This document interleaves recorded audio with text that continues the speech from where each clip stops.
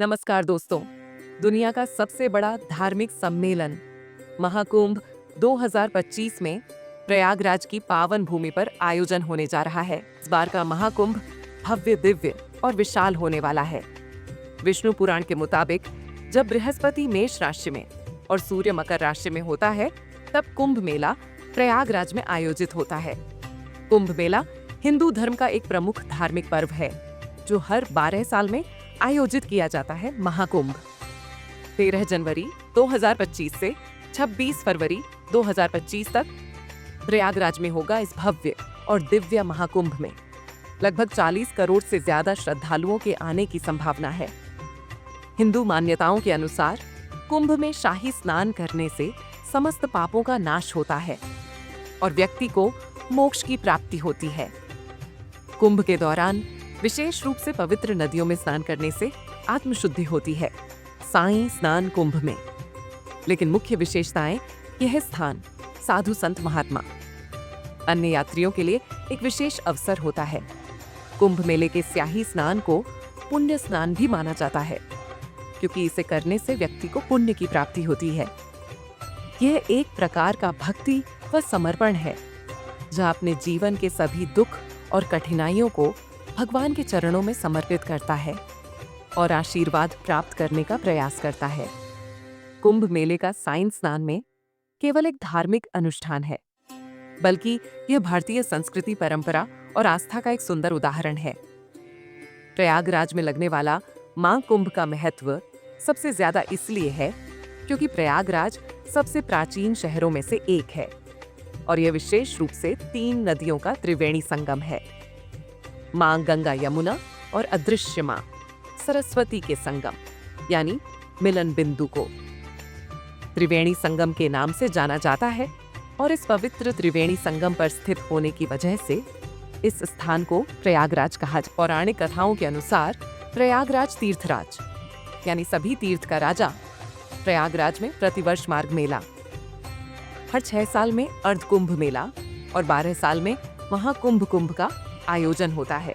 दोस्तों, अगर आप भी 2025 के महाकुंभ में आना चाहते हैं तो आपके इस वीडियो में महाकुंभ के बारे में संपूर्ण जानकारी मिलेगी। प्रयागराज महाकुंभ 2025 में कैसे आ सकते हैं, में स्नान करने और खाने पीने की क्या सुविधा उपलब्ध रहेगी, आप कहां पर रख सकते हैं, वह टेंट बुकिंग कैसे कर सकते हैं।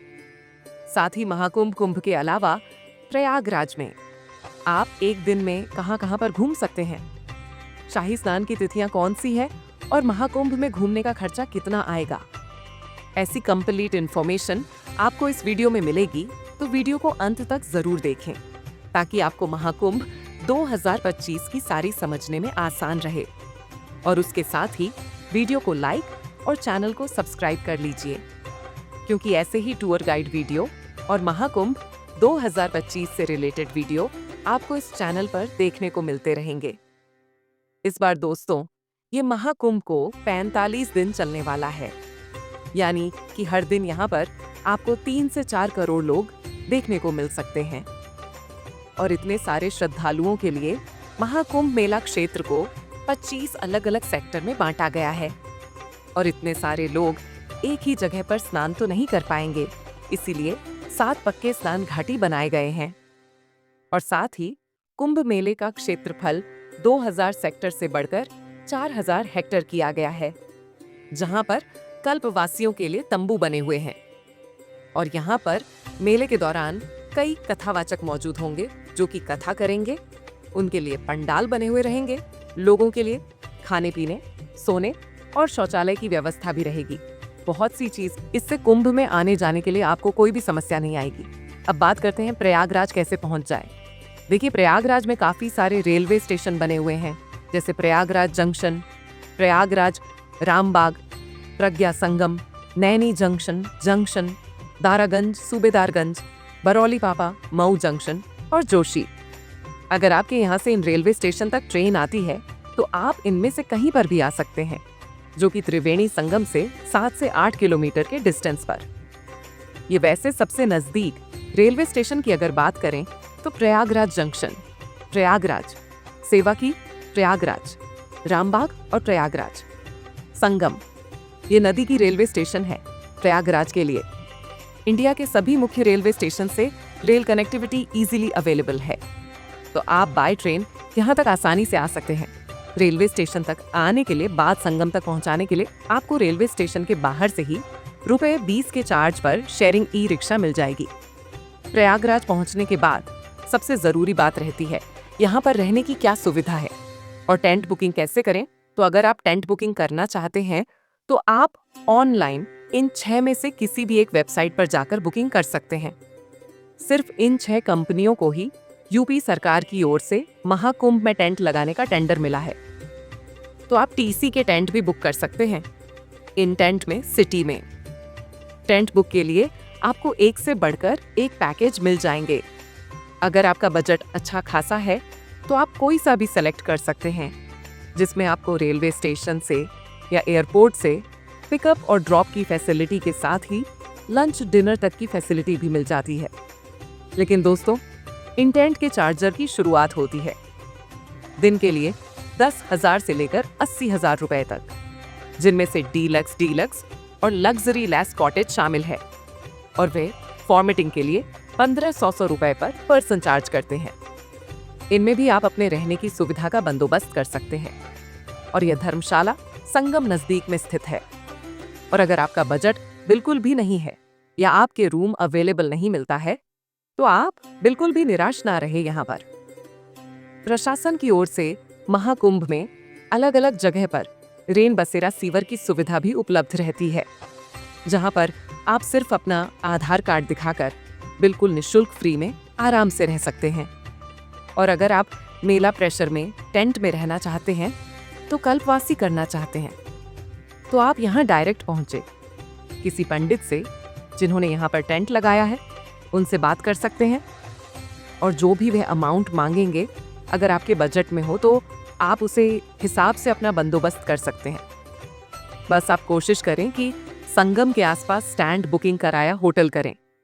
और लेकिन महत्वपूर्ण तिथियां की बात करें तो 2025 में होने वाले महाकुंभ का आयोजन अत्यधिक भाव और ऐतिहासिक होने वाला है। महाकुंभ जो बात का सबसे बड़ा धार्मिक आयोजन माना जाता है, जिसमें करोड़ों श्रद्धालु देश विदेश से स्नान करने आते हैं और मोक्ष तब पुण्य की डुबकी लगाते हैं। इस मात्रा में आज तक डुबकी लगाने का हर एक स्थान विशेष महत्व रखता है, क्योंकि इन्हें धार्मिक दृष्टिकोण से बहुत ही पवित्र और लाभकारी माना गया है। जैसा कि हम सभी जानते हैं, महाकुंभ स्नान की तिथियां ज्योतिषी और धार्मिक मान्यताओं के आधार पर तय की जाती है, और हर एक स्थान के पीछे एक धार्मिक माता जुड़ी हुई है। पोस्ट पूर्णिमा 13 जनवरी 2025 को मानुंगा आगाज होगा। अगले दिन मकर संक्रांति 14 जनवरी 2025 को होने वाला यह स्नान महाकुंभ का पहला प्रमुख स्नान माना जाता है। इस दिन गंगा, यमुना और सरस्वती के संग में स्नान करना अत्यधिक पुण्य कार्य होगा।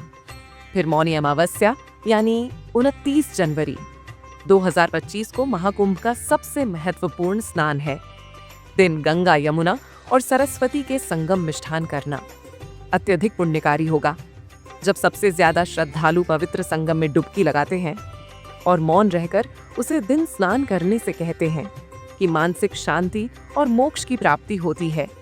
उसके बाद 3 फरवरी 2025 को होगा बसंत पंचमी का दिन, और इस दिन का स्नान खास तौर पर ज्ञान और बुद्धि की देवी माँ सरस्वती को समर्पित होता है। भाई माघ पूर्णिमा 12 फरवरी 2025 के दिन संगम स्नान करने पार्वती को जीवन में पूर्णता और शांति की प्रति मिलने वाली है। आखिर में महाशिवरात्रि का प्रवचन 26 फरवरी 2025 को होगा। यह दिन भगवान शिव की आराधना के लिए बहुत ही महत्वपूर्ण माना जाता है, और इस स्नान के साथ कुंभ का समापन भी हो जाएगा। एक बात का आप ध्यान रखें कि जब भी जिस दिन शाही स्नान होता है उसे एक दिन पहले सारे प्राइवेट और पब्लिक व्हीकल की एंट्री बंद हो जाती है। लेकिन जरा अंदाजा लगाया कि आज से 200 साल पहले कितने लोग कुंभ में आते थे। साल 1996 के कुंभ मेले 25 लाख लोगों ने संघ में डुबकी लगाई थी। उसी समय इलाहाबाद पर अंग्रेजों का कब्जा था, और इस मेले में आई भीड़ को देखने के बाद अंग्रेजों ने प्रयागराज में डुबकी लगाने पर टैक्स लगा दिया। ईस्ट इंडिया कंपनी के रिकॉर्ड में हमें पता चला कि साल 1806 में कंपनी ने हर व्यक्ति पर 1 रुपये का टैक्स लगा दिया था और उसे समय 1 रुपये में एक आदमी के पूरे महीने का जीने का खर्चा चल जाता था। पुरानी कथाओं के अनुसार ऐसा माना जाता है कि आर्षि दुर्वासा ने सभी देवी देवताओं को श्राप दे दिया था। इससे देवताओं की शक्तियां चली गई। देवताओं की कमजोरी का फायदा उठाकर राक्षसों ने स्वर्गलोक पर कब्जा कर लिया। फिर जब ब्रह्मा जी के पास देवताओं ने मदद की गुहार लगाई तो ब्रह्मा जी ने अमृत पान करके अपने शक्तियों को वापस पाने की सलाह दी। लेकिन यह काम करने मुश्किल यह थी कि उसे पाने के लिए देवताओं को राक्षसों की मदद लेनी थी। फिर देवताओं ने भी यही किया। उन्होंने राक्षसों से मदद लेकर बदले में आधे अमृत को देने की बात कही और सभी राक्षसों इस डील को मान गए। और फिर होती है अमृत की खोज में समुद्र मंथन की पड़ी मेहनत के बाद समुद्र मंथन से अमृत की प्राप्ति हुई। लेकिन जैसे ही अमृत निकलता है, देवता और राक्षस दोनों में अमृत को पूरा हड़पने की हौट मच गई। इसके बाद देवता राक्षसों की आंखों में धूल झोंकर अमृत पानी में कामयाब हो गए और वे अमृत लेकर दौड़ पड़े। नहीं मनी और पूरे बड़ी दिनों तक उनके पीछा किया और ऐसी भागम भाग में स्वर्गलोक से धरती पर चर अमृत की बूंदें गिर गई। यह बूंदें हरिद्वार की गंगा नदी, प्रयागराज त्रिवेणी संगम और उज्जैन में शिप्रा नदी और नासिक में गोदावरी नदी में गिरी थी। और अब यह कहा जाता है कि यह बूंद जहां पर गिरी हैं वहां पर 12 साल के अंतराल में कुंभ मेले के पीछे एक कहानी यह है, जब कुंभ मिलेगा समय आता है तो यह नदी वही अमृत का रूप धारण करती है जिसमें नौकों के सभी पाप हमेशा हमेशा के लिए दूर हो जाते हैं और इन्हें मुक्ति मिल जाती है। अब जानते हैं कि प्रयागराज में घूमने की कौन कौन सी जगह है। सबसे पहले आपको संगम स्थान करना है, जिसके लिए नाम में बैठकर आपको त्रिवेणी संगम तक जाना होता है। संगम स्थान में आप गंगा नदी और यमुना नदी को मिलते हुए अच्छे से देख सकते हैं, लेकिन सरस्वती नदी आदर्श है तो वह हमें दिखाई नहीं देती। संगम स्थान करने के बाद आप अजाए अकबर के किले, इस किले में किले के अंदर यह अक्षी तट है जो इतना प्राचीन है कि जा रही हो उसे भगवान विष्णु से लेकर पंचपंदल यहाँ तक के आ चुके हैं। ऐसे ही और बहुत सारे लोकेशन हैं जहाँ पर आप प्रयागराज के आसपास घूम सकते हैं। यह आपके ऊपर निर्भर करता है कि आप कुंभ में आने पर कितने पैसे खर्च करते हैं। कम से कम आपके पास 5,000 रुपये तो होना चाहिए। और ऐसे ही वीडियो के लिए हमारे चैनल लाइक शेयर सब्सक्राइब जरूर करें।